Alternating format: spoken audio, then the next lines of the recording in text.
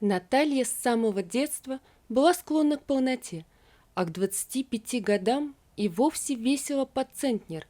Сколько бы она ни изнуряла себя диетами и физическими упражнениями, толку было ноль.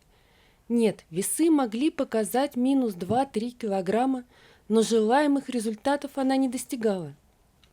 В юности голодала по несколько дней, доводя себя до обмороков, но все это сказывалось лишь на самочувствии.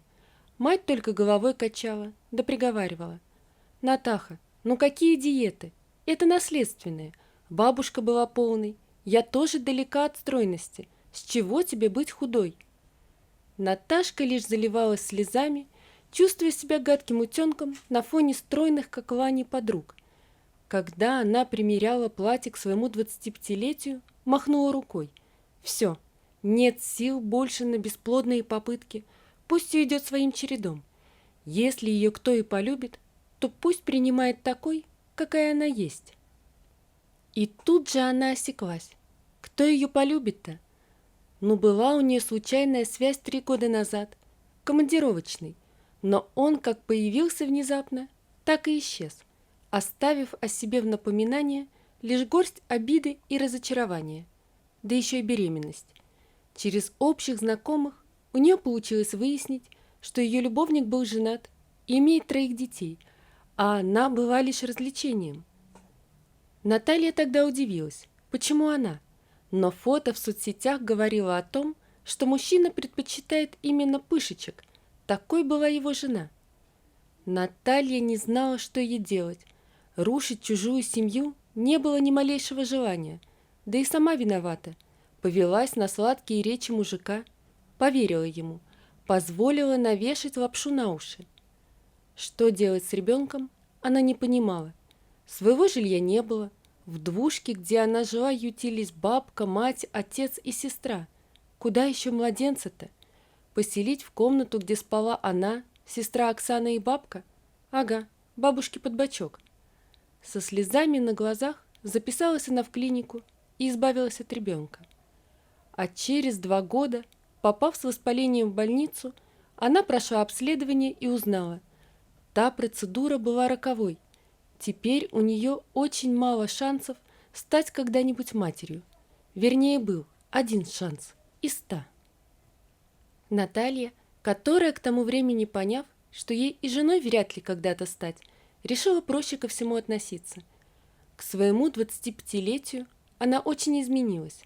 Она хоть и оставалась доброй в душе и обладала чувством юмора, но все же в некоторых вопросах стала более жесткой и циничной. Из раздумий ее вывел голос Ирины, ее подруги. «Натаха, чего зависла? Шикарное платье, надо брать». «Да вижу я, что шикарное, только вот руки мои толстые, видно слишком». «Ну и наплюй», – беспечно махнула рукой Ирина. «Чего тебе-то? Все свои будут». «Ну да, своим можно это безобразие на показ выставить», – погрустнела Наталья. «Голова ты с опилками, Натаха. Мы ведь тебя любим не за твою фигуру, не за то, есть ли у тебя талия или нет. Мы тебя любим просто за то, что ты есть, за твое чувство юмора, за твой веселый нрав. Знаешь, я рада, что в последнее время ты наконец-то поняла, что счастье не в диетах и спорте, а счастье в том, что ты принимаешь себя такой, какая ты есть. И нам это нравится, потому что ты перестала себя стесняться и стала свободной от своих тараканов в голове. А что сейчас? Откуда печаль на лице? Все, платье берем, едем заказывать торт и внесем предоплату в кафе. А поехали. Шут с ними, с этими толстыми руками. Кому не нравится, пусть не смотрят. Вот это другое дело, согласилась Ирина. В кафе они внесли предоплату за банкет в одном из 3 залов. Завтра уже должно состояться торжество, и девушки поехали к Ирине, чтобы приготовиться к празднику. На следующий день за столом собрались самые близкие друзья Натальи и ее родственники.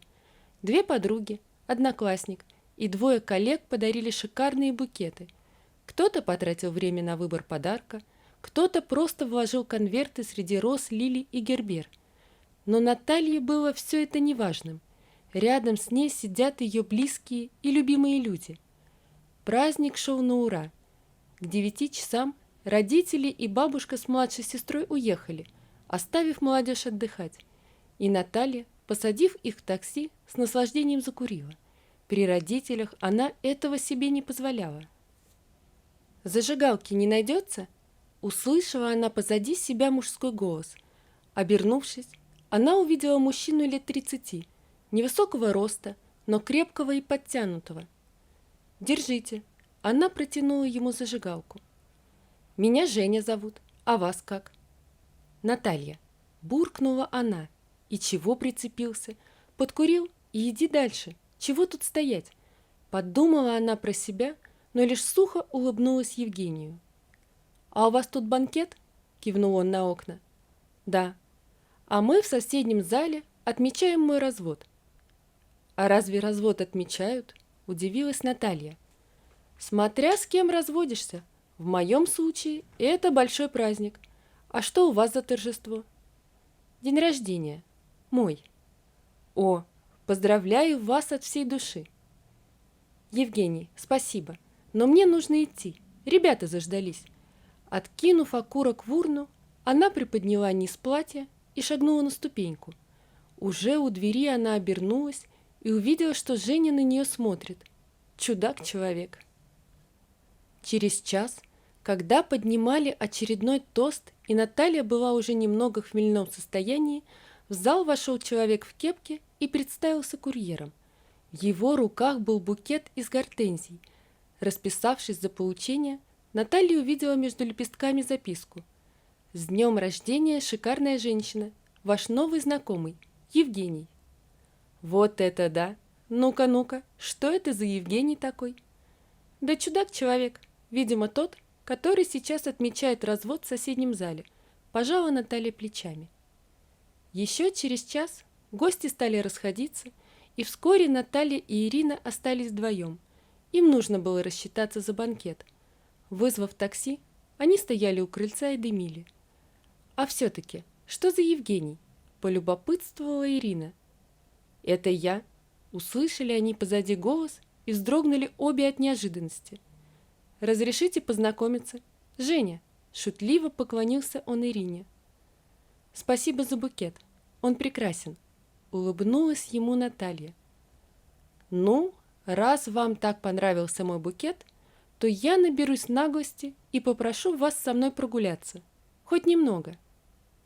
«Мы такси вызвали», – неуверенно начала Наташа, но Ирина ее одернула. «Ничего страшного. Как вызвали, так и отменим. Только уговор. Я иду с вами, а то вдруг вы какой-нибудь ненормальный, а я своей подругой дорожу и в обиду ее не дам». «Сойдет», – засмеялся Женя. Они до 4 часов утра гуляли, и Наталья, не привыкшая к мужскому вниманию, чувствовала себя неуютно. В конце концов, уже на рассвете у Ирины зазвонил телефон. «Ой, Андрей звонит, сейчас ругаться будет. Я же ему обещала, что как только приду домой, напишу». Ирина отошла в сторонку и стала что-то щебетать в трубку. «Парень это ее, он в командировке сейчас», — пояснила Наталья. «Наташ, а у тебя кто-то есть?» – спросил он. «Ты шутишь?» «Нет, конечно». «Отлично. Тогда я приглашаю тебя завтра вечером в кино. И никаких отговорок». «Да я и не собиралась отказываться. Пригласил, значит, сам напросился. На какой сеанс идем?» «А на самый последний». Нахально улыбнулся он. Наталье казалось, будто она спит и видит прекрасный сон. Такого с ней наяву не может быть.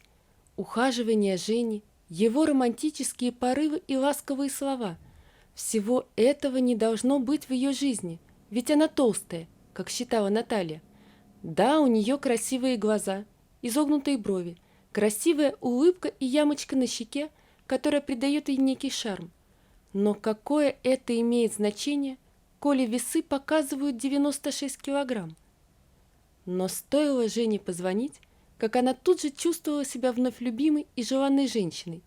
Он просто не позволял ей критиковать себя. С ним наедине она чувствовала себя самой счастливой. Она была влюблена в Женю, а еще больше ей импонировало, что он порядочный и честный. Разведясь с женой, он не оставил без внимания своего 8-летнего сына, Дениса, обеспечивал его, проводил с ним выходные дни и возил его на секции. О ее проблемах с детьми он знал. Она рассказала ему как-то про свой неудачный опыт в отношениях. Однажды, сидя у него дома в гостиной, она спросила о причинах его развода с Аленой.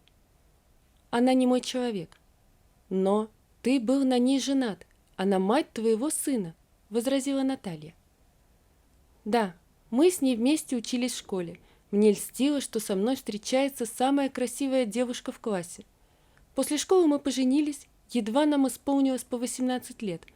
Она даже с армией меня ждала». «Так почему вы развелись?» — не понимала Наташа. «Понимаешь, она всю жизнь была зациклена на внешности, на диетах. Я устал, как кролик, жевать одну капусту и морковь. Ну да ладно, я бы это выдержал. Все же у нас с ней сын родился. Я тогда думал, что ее бзик пройдет. Но она стала ходить на какие-то курсы и тянуть деньги из семьи на них. Однажды на этих курсах влюбилась в мужчину и призналась мне в этом. Но призналась тогда, когда он ее бросил. Мне было больно, но к тому времени я ее уже так не любил. Простил ради сына. А она начала бегать от одного мужика к другому. Ее привлекали спортивные и высокие. В конце концов, она заявила, что наш брак был ошибкой и нужно развестись. Я к тому времени уже и сам был готов на расторжение брака. Расстались мы вполне мирно. Я оставил ей квартиру, себе забрал машину и дом, который в браке унаследовал от своей матери. Ну и алименты добровольно плачу. Вот так. Не понимаю, почему надо было все терпеть? Ты знаешь, Дениска был маленький еще. Я хотел, чтобы он рос в полной семье. Сейчас понимаю, каким ослом был, питал пустые надежды. В общем, развелись мы практически без обид. Оба сейчас живем своей жизнью. Она наконец-то нашла постоянного мужика, с которым сошлась неделю назад. А я счастлив с тобой. Прямо-таки счастлив. Поддразнила она его. А разве нет? Я просто не знал, как тебе предложить. Боялся отказа. В общем, переезжай ко мне. Насовсем. Выпалил он. Как так переезжай? В качестве кого? Ляпнула Наталья от неожиданности. В качестве жены. Я кольцо купил месяц назад, но все обдумывал, как бы покрасивее предложение сделать.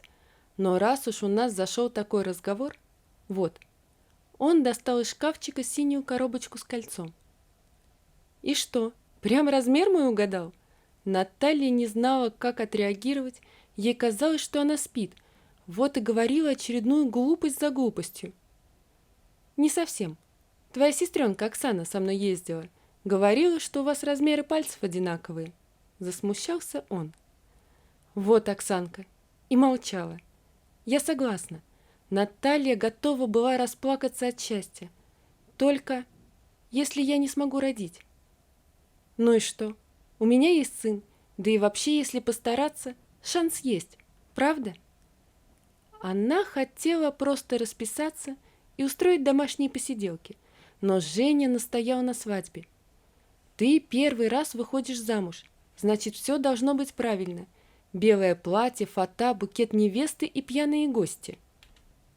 Но я не найду платье на свою фигуру, а фату и вовсе не надену, запротестовала она. Найдешь. Вернее, я уже нашел. Поехали в салон. Моя невеста должна быть самой счастливой. А фата? Не хочешь? Не надевай. Я видел, невесты себе какие-то цветочки закалывают в волосы. Свадьбу отметили шумно. Гостей было более 80 человек. Наталья была в тот день очень счастливой и чувствовала любовь своего мужа. Муж. Так непривычно и необычно было слышать это слово. В тот вечер она вернулась в дом на правах законной супруги и хозяйки. 2 года пролетели незаметно. Наталья была счастлива. В семье царила гармония и радость. Она с удовольствием занималась домом и огородом, перейдя на удаленку. Она была бухгалтером в 2 небольших компаниях. Женя открыл свой автосервис, и потихоньку его дела шли в гору. У него были золотые руки, и слава о нем, как о мастере своего дела, быстро разлетелась по маленькому городку. На выходных у них гостил Денис, с которым Наталья нашла общий язык, но, тем не менее, ребенок держался чуть отстраненно. А Наталья не знала, как сблизиться с ним. Она вообще не умела общаться с детьми. Перелистав гору литературы, она поняла, что большинство написанного в этих пособиях полная чушь. В конце концов, она решила быть просто женой его отца, этакой заботливой тетушкой. Но все изменилось с того момента, когда Наталья заметила на теле Дениса синяки. Дорогие друзья, продолжение этой истории будет в следующем ролике. Не забывайте поставить лайк и подписаться на канал. Всего вам доброго. До свидания.